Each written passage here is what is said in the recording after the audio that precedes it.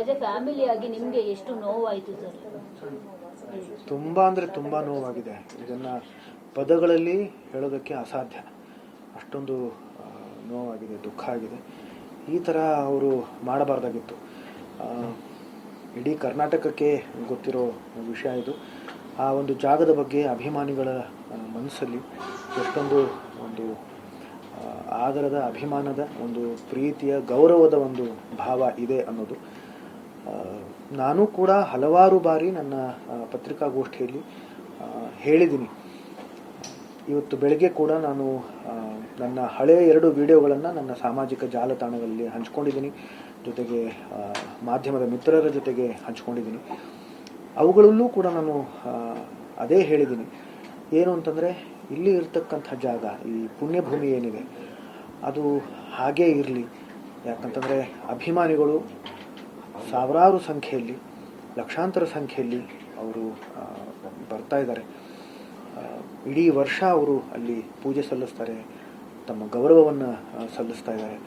ಅದರ ಜೊತೆಗೆ 2 ದಿನಗಳು ಪ್ರಮುಖವಾಗಿ ಅವರ ಹುಟ್ಟುಹಬ್ಬದ ದಿನ ಅಂದರೆ 18ನೇ ಸೆಪ್ಟೆಂಬರ್ ಹಾಗೂ ಅವರ ಪುಣ್ಯಸ್ಮರಣೆ ದಿನ ಅಂತಂದರೆ 30ನೇ ಡಿಸೆಂಬರ್ ಅತ್ಯಂತ ವಿಜೃಂಭಣೆಯಿಂದ ಅದನ್ನು ಆಚರಿಸ್ತಾರೆ. ಹಾಗಾಗಿ ಅದರ ಜೊತೆಗೆ ಸಾಕಷ್ಟು ಸಮಾಜ ಸೇವೆ ಕೂಡ ಮಾಡ್ತಾ ಬಂದಿದ್ದಾರೆ. ಹಾಗಾಗಿ ಬಾಲಣ್ಣ ಅವ್ರ ಕುಟುಂಬದವರು ದಯಮಾಡಿ, ನಾನು ಕೈ ಜೋಡಿಸ್ಕೊಂಡು ನಾನು ಮನವಿ ಕೂಡ ಮಾಡ್ಕೊಂಡಿದ್ದೀನಿ ಆ ವಿಡಿಯೋಗಳಲ್ಲಿ, ದಯವಿಟ್ಟು ಅಭಿಮಾನಿಗಳಿಗೋಸ್ಕರ ಅವಕಾಶ ಮಾಡಿಕೊಡಿ. ಬಂದು ಹೋಗೋದಕ್ಕೆ, ಪೂಜೆ ಸಲ್ಲಿಸೋದಕ್ಕೆ ದಯವಿಟ್ಟು ಅವಕಾಶ ಮಾಡಿಕೊಡಿ. ಜೊತೆಗೆ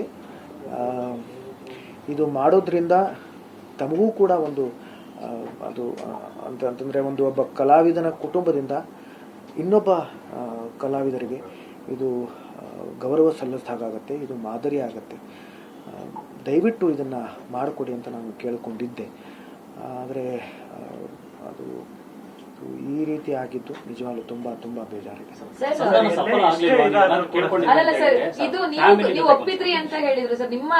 ನಿಮ್ಮ ಒಪ್ಪಿಗೆಯ ಮೇರೆಗೆ ಅಲ್ಲಿ ಮೊನ್ನೆ ಸಮಾಧಿ ತೆರವಾಗಿದೆ ಅನ್ನೋದು ಕೂಡ ಚರ್ಚೆ ಆಯ್ತು ನೆನ್ನೆ. ಅಲ್ಲಿ ನೀವು ಒಪ್ಪಿದ್ದೀರಾ, ನಿಮ್ ಗಮನಕ್ಕೆ ಬಂದಿದೆ, ಪೊಲೀಸರು ಇದ್ರಲ್ಲಿ ಸಮಾಧಿ ತೆರವು ಮಾಡುವಾಗ ಅಂತ ಹೇಳಿ ಅಭಿಮಾನಿಗಳು ಹೇಳಿರುವಂತದ್ದು ಅಲ್ಲಿ ಇದೇ ಸಮಸ್ಯೆ ಆಗ್ತಿರೋದಮ್ಮ. ನಾನಿವತ್ತು ಆ 2 ವಿಡಿಯೋಗಳನ್ನ ಯಾಕೆ ಹಂಚ್ಕೊಂಡಿದ್ದೀನಿ ಅಂತಂದ್ರೆ ಇದೇ ಕಾರಣ. ಈ ನಮ್ಮ ಹೋರಾಟ ಎಷ್ಟೋ ಜನಕ್ಕೆ ಗೊತ್ತೇ ಇಲ್ಲ, ಅದು ತಲುಪೋದೂ ಇಲ್ಲ. ಹಾಗಾಗಿ ಇದು ಪ್ರತಿ ಬಾರಿ ಏನೇನೋ ಒಂದು ಹೊಸ ವಿವಾದ ಸೃಷ್ಟಿ ಆದಾಗ ನಮ್ಮನ್ನೇ ದೂಷಿಸೋ ಕೆಲಸ ಮಾಡ್ತಾ ಇದ್ದಾರೆ. ಅದು ಗೊತ್ತಿಲ್ಲ, ಅದು ಯಾಕೆ ಮಾಡ್ತಾ ಇದ್ದಾರೆ ನನಗೆ ಗೊತ್ತಿಲ್ಲ. ಆದರೆ ನಮ್ಮನ್ನ ವಿಲನ್ ಮಾಡಿ ತಾವುಗಳು ಹೀರೋ ಆಗೋದಕ್ಕೆ ಪ್ರಯತ್ನ ಪಡ್ತಾ ಇದ್ದಾರೆ. ಅದು ಯಾಕೆ ಅನ್ನೋದೇ ನನಗೆ ಅರ್ಥ ಆಗ್ತಿಲ್ಲ.